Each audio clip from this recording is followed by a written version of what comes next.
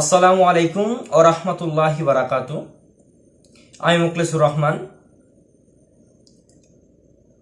বন্ধুরা, তোমরা আমাকে যারা হোয়াটসঅ্যাপে, ইনস্টাতে, ফেসবুকে অনেকে এসএমএস করছো যে ভাই আমি ডিপ্লোমা কোর্সের পরীক্ষাটা দিতে যাচ্ছি 27 তারিখ জুলাই মাসের। তো এই পরীক্ষাটা দিয়ে ইন ফিউচার আমার জব হবে কি না। তো জব হওয়ার কথা তো পরে পরে আসি আমি। তারা বলছে যে এখন ডিপ্লোমা কোর্সটা করি, পরবর্তীকালে আমরা বিএসসি কোর্স করে নিব। ঠিক আছে, এবার এই কোর্সটা কেন বেশি ছাত্ররা ফোকাস করছে এই সময়ে? ফোকাস করার প্রধান কারণ হলো জেনপাস ইউজি পরীক্ষাটা এখনো পর্যন্ত অনিশ্চিত। প্রত্যেকটা ছাত্র এক বছর ধরে যারা জেনপাস নিয়ে পড়াশোনা করছে তাদের কাছে একটা বড় দুশ্চিন্তার বিষয়। পরীক্ষাটা হচ্ছেই না, নোটিফিকেশনই বের হচ্ছে না। পরীক্ষাটা কিভাবে হবে, কিভাবে তাদেরকে মূল্যায়ন করা হবে, কিভাবে কলেজে ভর্তি হবে, এই নিয়ে এখনো পর্যন্ত অনিশ্চিত। এই অনিশ্চয়তার কারণে এবার সবাই ফোকাস করছে ডিপ্লোমা কোর্সে। কিন্তু আমি বলবো যারা ভালো স্টুডেন্ট, যারা মোটামুটি স্টুডেন্ট, তোমাদের যোগ্যতা আছে, তুমি নিজে মনে করো, কেউ তোমাকে কিভাবে মূল্যায়ন করলো ওই সমস্ত দেখার তোমার সময় নেই। তুমি যদি জানো তোমার মধ্যে কোয়ালিটি আছে, তুমি জেনপাস ইউজি পরীক্ষা কোয়ালিফাই করার মতো তোমার মধ্যে ক্যাপাবিলিটি আছে, তাহলে তুমি জেনপাসের উপরই ফোকাস করো। এই কারণেই বলবো ডিপ্লোমা কোর্স করে তুমি বিএসসিতে সব কোর্সে অ্যাডমিশন হতে পারবে না। মাত্র একটা কোর্সে অ্যাডমিশন হওয়া যায় ডিপ্লোমা থেকে বিএসসিতে, সেটা হলো ডিএমএলটি, ডিপ্লোমা ডিএমএলটি। এই ডিএমএলটি থেকে বিএমএলটিতে ট্রান্সফার হওয়া যায়, মানে ভর্তি হওয়া যায়, মানে কোর্সটা করা যায়। কিভাবে করা যায়? 2 বছর ডিপ্লোমা কোর্স করার পর 6 মাসের ইন্টার্নশিপ হয়ে একটা সার্টিফিকেট পাওয়া যায় গভর্নমেন্ট থেকে। সেই সার্টিফিকেটের যদি তোমার ফার্স্ট ইয়ার এবং সেকেন্ড ইয়ার এবং ইন্টার্নশিপের তোমার যে প্র্যাকটিসের যে তোমার অভিজ্ঞতা, এই তিনটে মিলিয়ে যদি তোমার রেজাল্ট প্রায় মানে অ্যাপ্রক্সিমেটলি 70% অ্যাবাভ থাকে, তাহলে তুমি বর্তমান সময়ে তুমি অ্যাডমিশন হতে পারবে একটা কলেজে, মানে বিএমএলটি কলেজে। তা আবার সরকারি কলেজে অ্যাডমিশন হওয়া খুব দুর্ভাগ্য, কারণ একটা মাত্র সরকারি কলেজ রয়েছে বিএমএলটিতে ভর্তি হওয়ার জন্য, সেটা হলো কল্যাণীতে। তাও আবার মাত্র 3টে সিট। কয়টা? এই তো 3টে সিট রয়েছে। ওই 3টে সিট তোমাকে পেতে হলে তোমার result first year, second year এবং ইন্টার্নশিপ সমস্ত কিছু মিলে তোমাকে অ্যাপ্রক্সিমেটলি 90% অ্যাবাভ রেজাল্ট করতে হবে, না হলে কোনোদিনই সম্ভব নয়।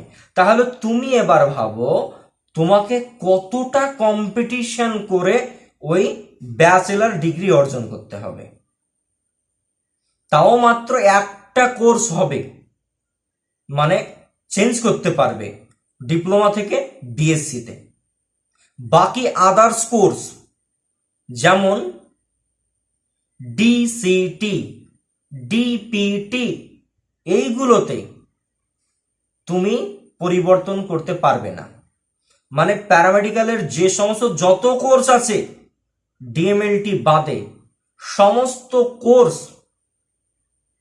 ডিপ্লোমাটিক শেষ, তুমি ব্যাচেলার ডিগ্রি অর্জন করতে পারবে না। মানে ল্যাটারালি তুমি অ্যাডমিশন সরাসরি সেকেন্ড ইয়ারে যে ডিপ্লোমা কোর্স করে মানে ডিএমএলটি করে তুমি সরাসরি সেকেন্ড ইয়ারে বিএমএলটি অ্যাডমিশন হতে পারবে। কিন্তু আদার্স কোর্সের ক্ষেত্রে তুমি সরাসরি অ্যাডমিশন হতে পারবে না। অ্যাডমিশন হতে গেলে তোমাকে আবার কি করতে হবে? আবার জেনপাস ইউজি পরীক্ষা দিতে হবে। জেনপাস ইউজি পরীক্ষায় একটা ন্যূনতম পাসিং মার্ক থাকে। যেমন আগের বছর পাসিং মার্ক ছিল 23, এই বছর দেখা গেল পাসিং মার্কটা বাড়তেও পারে কমতেও পারে, যেহেতু এটা একটা কম্পিটিটিভ এক্সাম। তাই তোমাকে প্রাইভেট কলেজেও ভর্তি হতে গেলে তোমাকে ন্যূনতম একটা পাসিং মার্ক জেনপাস ইউজিতে পেতে হবে। তাহলে আমার এত কষ্ট করে ডিপ্লোমা কোর্স করব, করার পর আমি একটা ভালো জব পাবো না। এবার জব পেলে কি সমস্যা, মানে জব পেতে কি সমস্যা হবে? জব পেতে কি সমস্যা বলতে গেলে তুমি সরকারিতে জব কম সহজে ডিপ্লোমাতে পাবে না, আর পেলেও স্যালারি ভালো নয়, 6 থেকে 7 হাজার টাকা। আর বেসরকারিতে গরুর মতো দিন রাত খেটে খুব বেশি হলে 400 থেকে 450 টাকা ইনকাম করতে পারবে। আমি এখন বহরমপুরে থাকি, বহরমপুরের প্রত্যেকটা ল্যাবরেটরিতে খুব বেশি হলে একজন ডিপ্লোমাদেরকে 400 থেকে 450 টাকা দেওয়া হয়, আর খুবই যদি এক্সপিরিয়েন্স হয় তাহলে 500 টাকা। এবার তুমি ভাবো, ডিপ্লোমা কোর্স করে সকাল 8টা থেকে ডিউটি করে রাত্রি 10টা পর্যন্ত তোমাকে ডিউটি করতে হবে 14 ঘন্টা। 14 ঘন্টার মাঝে 2 ঘন্টা ব্রেক পাবে, মানে টোটাল ডিউটি তোমাকে ডিউটির মধ্যে থাকতে হচ্ছে 14 ঘন্টা, কাজ করতে হবে 12 ঘন্টা, 12 ঘন্টায় 500 টাকা। এবার তুমি ভাবো এই কোর্স করে তোমার কি ফায়দা? তাই ডিপ্লোমা করতে আমি বারণ কাউকেই করছি না, আবার করতেও বলছি না। আমি ডিপ্লোমার আসল চিত্র তোমাদের সামনে তুলে ধরলাম। আর আবারও বলবো, তোমরা ডিপ্লোমা সম্পর্কে জানো, ডিপ্লোমা কোর্সে কোন কোর্সে কি হয়, জবের কেমন কি মানে বাজারে চাহিদা রয়েছে, সেই বুঝে তোমরা প্যারামেডিক্যাল কোর্স করো। এখন বর্তমানে এমবিবিএসদেরতেই তো চাকরি নেই। 2019 সাল থেকে 25 সাল পর্যন্ত এখনো পর্যন্ত কোনো রিক্রুটমেন্ট নেই। রিক্রুটমেন্ট এবার বলবে, আমাকে জিজ্ঞেস করবে তাহলে বাকিদের চাকরি কি করে হচ্ছে? এই তো দেখা যাচ্ছে হসপিটালে ডাক্তাররা নতুন নতুন ডাক্তার জয়েন করছে। ওই সমস্ত ডাক্তার কারা জয়েন করছে তোমাকে এটা আগে জানতে হবে। ওরা হাউস স্টাফ অথবা হাউস ওপিডি হিসাবে যুক্ত হচ্ছে, তাদের মাইনাও খুব সামান্য, মানে এমবিবিএস হিসাবে যতটা পাওয়ার দরকার ততটা কিন্তু পায় না। এই হাউস স্টাফ এরা আবার মাত্র 1 বছরের জন্য জয়েন্ট হচ্ছে।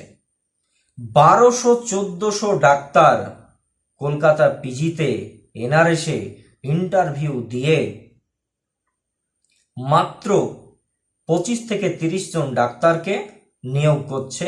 ওই 25-30 জন ডাক্তারকে সারা পশ্চিমবঙ্গে সার্কুলেট করছে। এই হচ্ছে বর্তমানের মেডিকেল এর ফিল্ডের যে আসল চিত্র।